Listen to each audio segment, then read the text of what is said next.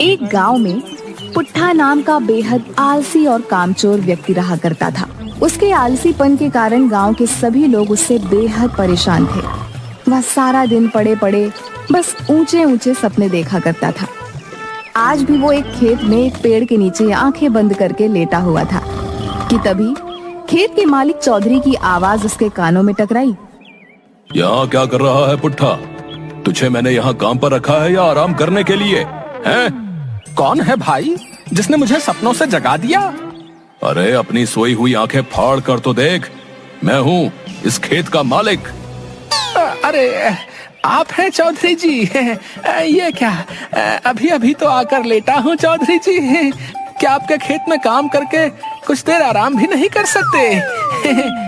पिछले 3 घंटों से तुझे इसी पेड़ के नीचे लेटा देख रहा हूँ। बाकी सब लोग मेहनत से फसल काटने में जुटे हुए हैं और तू तो यहाँ पर ऐसे आराम कर रहा है जैसे कि तू इस खेत का मालिक हो।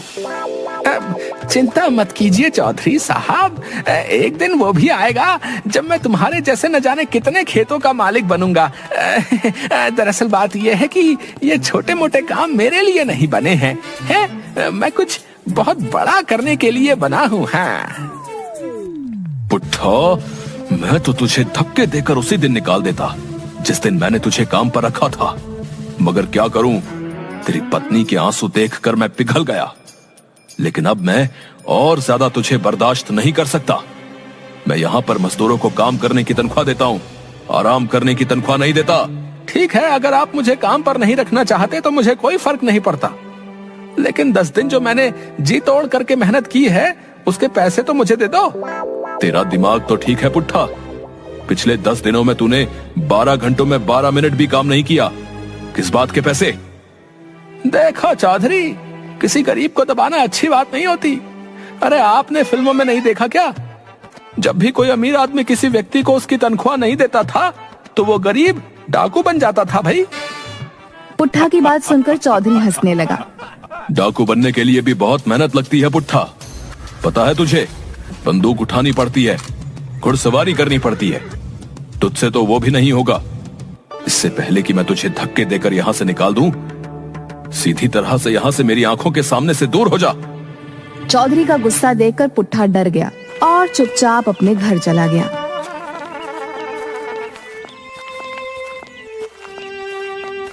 दोपहर के वक्त पुट्ठा को घर पर देखकर उसकी पत्नी शर्मीली को गुस्सा आ गया। अरे इतनी जल्दी काम से कैसे आ गए? तुम्हारा काम तो शाम को खत्म होता है ना? चौधरी ने मुझे काम से निकाल दिया। काम से निकाल दिया? लेकिन क्यों? अरे मैं उसके खेतों में 10 मजदूरों के बराबर जी तोड़ मेहनत करके काम कर रहा था। कुछ मिनट पेड़ के नीचे आराम करने के लिए क्या बैठ गया है, वो बुरी तरह से भड़क गया। हे भगवान, बड़ी मुश्किल से तो चौधरी के सामने आंसू बहाकर तो तुम्हें काम दिलवाया था, लेकिन तुम्हें वहाँ से भी निकाल दिया गया। आखिर तुम्हारा ये आलसपन कब जाएगा? कब तुम कामचोर से एक मेहनती इंसान बनोगे? गांव की सारी औरतें मेरा मजाक उड़ाती हैं। अरे तुम उनकी बातों पर ज्यादा ध्यान मत दिया करो। कितनी बार कहा है कि औरतों की तो आदत ही है एक दूसरे का मजाक बनाना। तुम्हें अपनी पत्नी का मजाक उड़वाना तो मंजूर है, लेकिन काम करना मंजूर नहीं है। अरे और पत्नियों को तो शिकायत रहती है कि उनके पति उनके साथ ज्यादा समय नहीं बिता पाते। तुम्हें तो खुश होना चाहिए शर्मिली कि तुम्हारा पति तुम्हारे हमेशा आसपास रहता है। इस तरह से तुम्हारे आसपास होने से मुझे क्या फायदा? इससे तो अच्छा तुम गायब हो जाओ।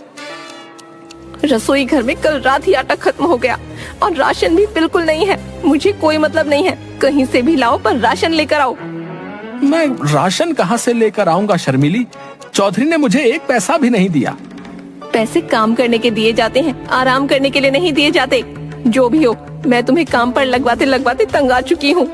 जाओ किसी से उधार मांग कर लाओ या डाका डाल कर लाओ, लेकिन आज तुम्हें महीने भर का राशन लेकर आना है। उसके बाद तुम महीने भर आराम से चाहे तो सोते रहना, मैं तुमसे कुछ नहीं बोलूंगी। और सुनो, राशन लिए बगैर घर में घुस मत जाना। इतना कहकर शर्मिली ने वहाँ रखा चाकू गुस्से से उठा लिया। ये क्या कह रही हो शर्मिली? मैं तुम्हारा पति हूँ, क्या तुम मुझे मारकर विधवा बनोगी? इससे तो अच्छा मैं विधवा ही सही रहूंगी। कम से कम मुझे सुकून तो होगा कि मैं विधवा हूँ, मेरा पति मर चुका है। शर्मिली का गुस्सा देख पुट्ठा तुरंत बाहर आ गया और बड़बड़ाते हुए बोला, हे भगवान, बच गया आज। ये शर्मिली को आज क्या हो गया? आज तो मेरी खैर नहीं। आज तो शर्मिली ने साक्षात काली का रूप ले लिया। लेकिन मैं राशन कहाँ से लेकर आऊंगा? गांव के हर व्यक्ति से तो मैं उधार मांग चुका हूँ। कोई तरकीब तो निकालनी पड़ेगी, नहीं तो आज शर्मिली मुझे नहीं छोड़ेगी। हाँ। तभी शर्मिली अंदर से चीख कर बोली, बाहर खड़े मत रहो, महीने भर का राशन लेकर आओ। जाता हूँ। पुट्ठा तेजी से बाजार की ओर चल दिया।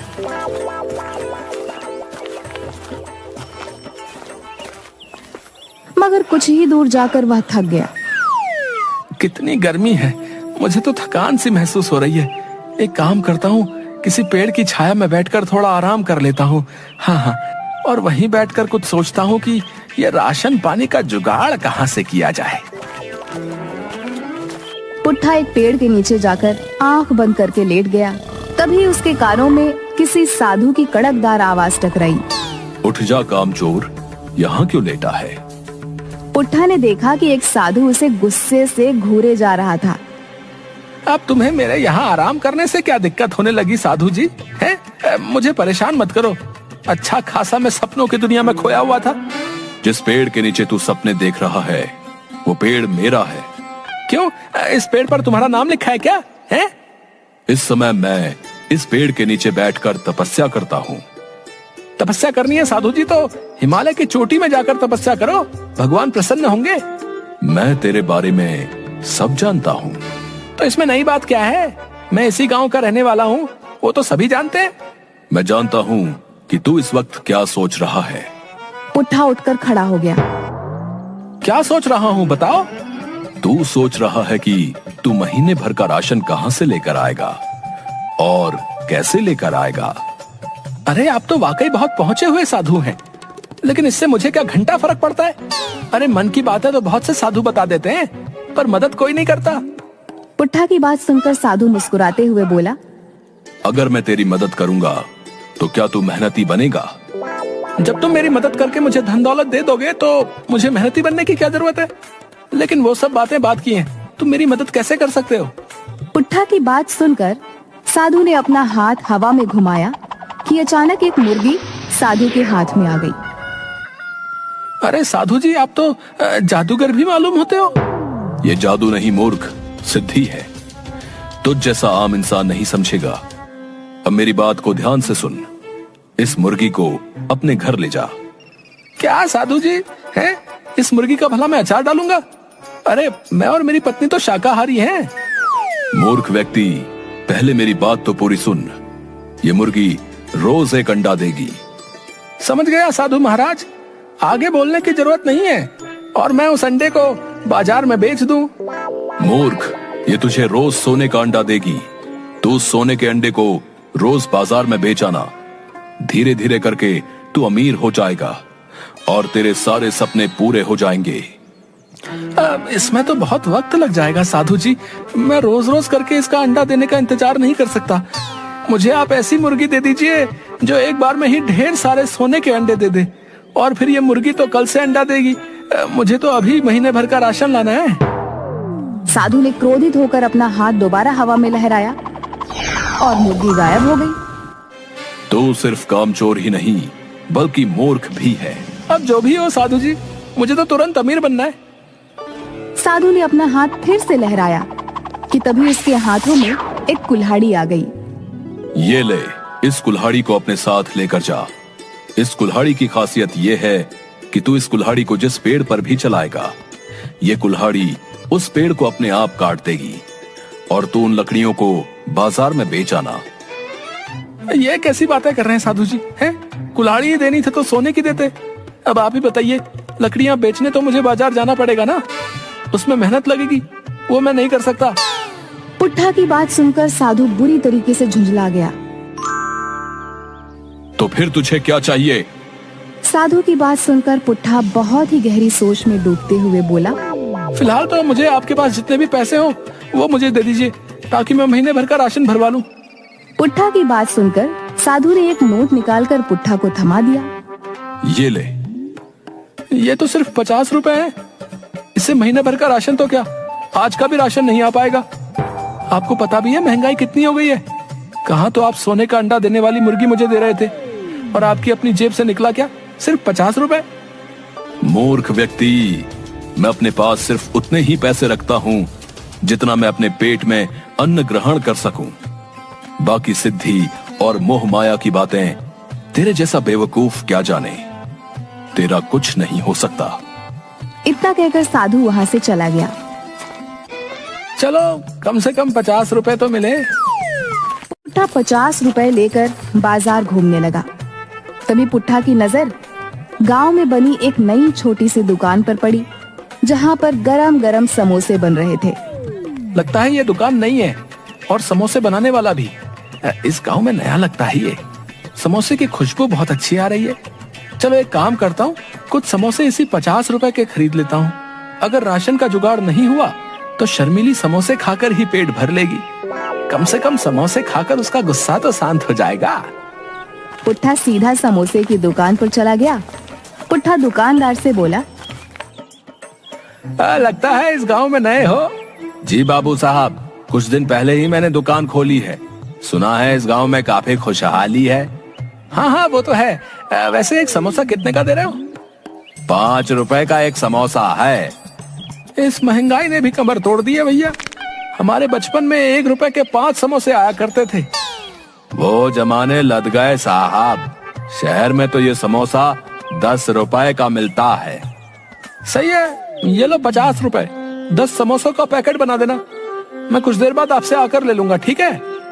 ठीक है। पुट्ठा समोसे वाले को पैसे देकर बाजार में इधर उधर नजरें दौड़ाने लगा। तभी उसकी नजर एक राशन की दुकान पर पड़ी। पुट्ठा उस दुकान में घुस गया। ये लो झोला और महीने भर का राशन भर दो, और पैसे हिसाब में लिख लेना। मैं अगले महीने दे दूंगा, ठीक है? तेरा दिमाग तो ठीक है पुट्ठा, हैं? अबे तूने तो पिछली उधारी ही नहीं चुकाई। पिछले 6 महीने से तू मुझसे यही कह रहा है कि कल दे दूंगा, कल दे दूंगा।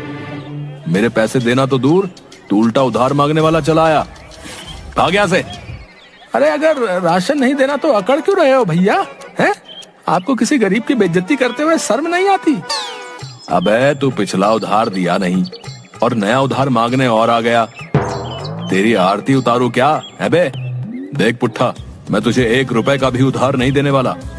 सबसे पहले पिछली उधारी चुका, और उसके बाद जो भी सामान खरीदना है नगद खरीद। तभी दुकानदार के पास उसका नौकर भोला आ गया। दुकानदार भोला से बोला, अरे भोला, वो जो समोसे वाला है, उससे तू मेरी पत्नी का हार छुड़वा आया क्या? हाँ साहब, मैंने उसे पूरे पैसे दे दिए। भोला की बात सुनकर पुट्ठा सोच में पड़ गया। उसने आंखों के इशारे से भोला को अपनी ओर बुलाया। इतनी बड़ी राशन की दुकान का मालिक होकर इसने उस समोसे वाले को अपनी पत्नी का हार क्यों दे दिया? अरे वो समोसे वाला जो है ना, समोसे के साथ साथ ब्याज का भी काम करता है। मालिक को पैसों की जरूरत थी, तो उन्होंने अपनी पत्नी का हार समोसे वाले के यहाँ गिरवी रख दिया। आज पैसे देकर वो हार छुड़वा लिया। तभी पुट्ठा के दिमाग में एक विचार आया। बड़ा अकड़ रहा था ना, अभी तुझे बताता हूँ।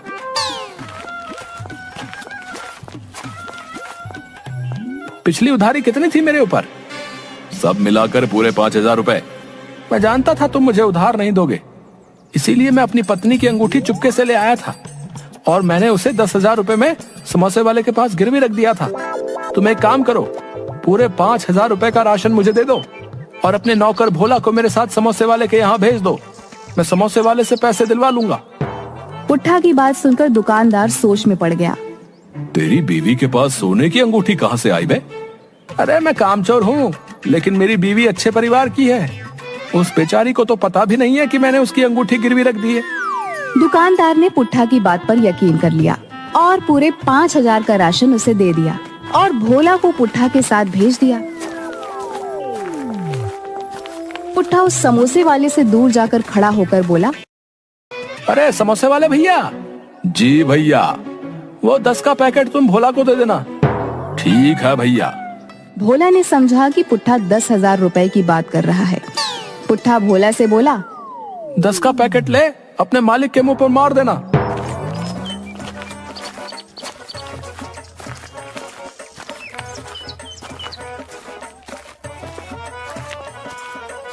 राशन देखकर शर्मीली हैरत में पड़ गई।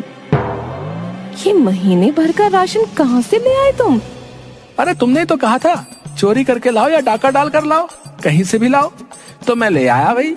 हे भगवान, उस वक्त मैं गुस्से में थी। तुमने कहीं वास्तव में चोरी तो नहीं की? अरे नहीं नहीं शर्मीली, इस बार मैंने अपना तेज दिमाग का इस्तेमाल किया है। अब देखना, कुछ ही दिनों में मैं तुम्हें रानी बना दूंगा, रानी। हाँ। पुट्ठा ने इतना कहा ही था कि तभी राशन वाला पुलिस लेकर वहां पहुंच गया और पुट्ठा की सारी करतूत पुट्ठा की पत्नी को बता दी।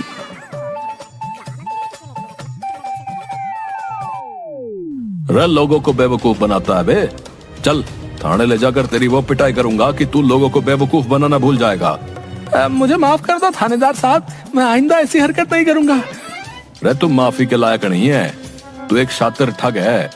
फिल्मी स्टाइल में लोगों से ठगी करता है। जरूर तूने राजू चाचा मूवी देखी होगी। न, मैंने ऐसी कोई फिल्म नहीं देखी थानेदार साहब। अबे अगर ऐसी कोई मूवी नहीं देखी तो फिर उसी स्टाइल में ठगी करने का विचार तेरे दिमाग में कैसे आ गया? इन्हें माफ कर दीजिए थानेदार साहब, इनकी तरफ से मैं माफी मांगती हूँ। ये जो राशन दुकानदार साहब को बेवकूफ बनाकर लाए हैं, मैं वो पूरा राशन वापस करने को तैयार हूँ। इतना कहकर शर्मीली ने सारा राशन उस दुकानदार को पकड़ा दिया। पुलिस वाले को तो शर्मीली के ऊपर तरस आ गया और उसने पुट्ठा को छोड़ दिया।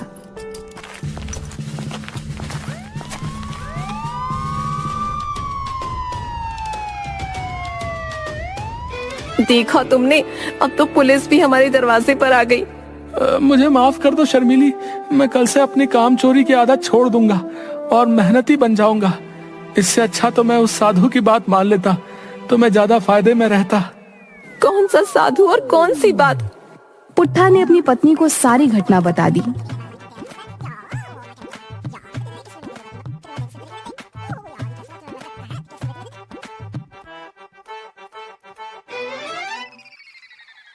साधु ने बिल्कुल सही कहा था, तुम वाकई एक बेवकूफ आदमी हो। अपने नाम के मुताबिक पुट्ठा के पुट्ठा ही रहोगे।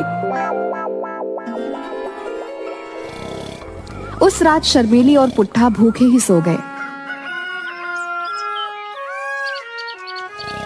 और अगली सुबह शर्मीली जब आंख खोलती है तो शर्मीली ने देखा उसके बगल में कुछ पैसे रखे हुए थे। शर्मीली ने तुरंत अपने पति पुट्ठा को उठाया। ये पैसे कहाँ से आए? पैसों को देखकर पुट्ठा सोच में पड़ गया। तभी सामने वही साधु प्रकट होकर बोला, ये पैसे मैंने रखे हैं बेवकूफ, क्योंकि तूने मुझसे पैसे ही मांगे थे। चाहता तो मैं तुझे सोना चांदी भी दे सकता था, लेकिन उससे तू और कामचोर हो जाता। इन पैसों से अपने घर का महीने भर का राशन ले आना और इनमें से जो कुछ पैसे बचेंगे तो उन बचे हुए पैसों से कोई छोटा मोटा कारोबार कर लेना और मेहनत से पीछे मत हटना। मुझे माफ कर दीजिए साधु महाराज, मैं मेहनत से अब पीछे नहीं हटूंगा। हाँ। साधु मुस्कुराता हुआ वहां से गायब हो गया और पुट्ठा देखते ही देखते मेहनती और एक सफल कारोबारी बन गया। कुछ ही सालों में वो गांव का सबसे अमीर आदमी बन गया। आज पुट्ठा की गिनती सफल व्यापारियों में होती है।